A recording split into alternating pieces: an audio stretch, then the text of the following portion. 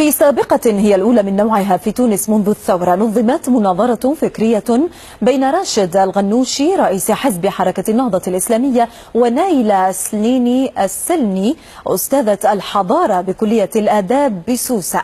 واشتد النقاش في هذه المناظرة حول قضايا العلاقة بين الدولة والحرية والديمقراطية وحقوق المرأة وغيرها.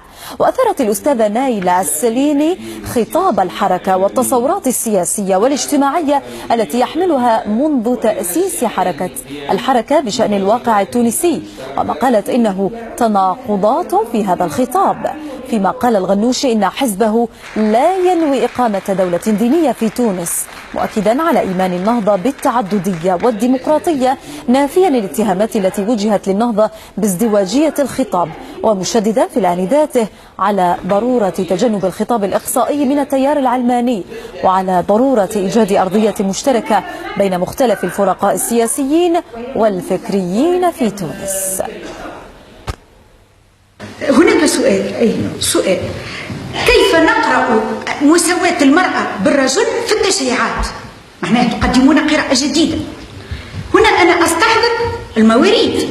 هل ستقدمون قراءة جديدة للمواريث تقول بمساواة المرأة للرجل بما أنها مساوية للرجل في الحقوق والواجبات؟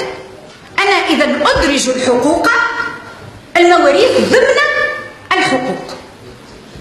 هذا السؤال الأول. السؤال الثاني، وظيفة المرأة.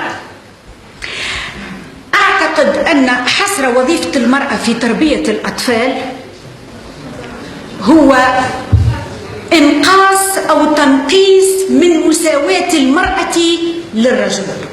في موضوع الميراث هنالك 20 صورة من الصور، 4 صور فقط فيها المرأة يعني ترث نصف الرجل.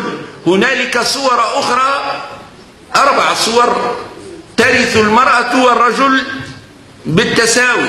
هنالك صورة ثالثة المرأة ترث أكثر من الرجل. هناك صورة رابعة المرأة ترث والرجل لا يرث.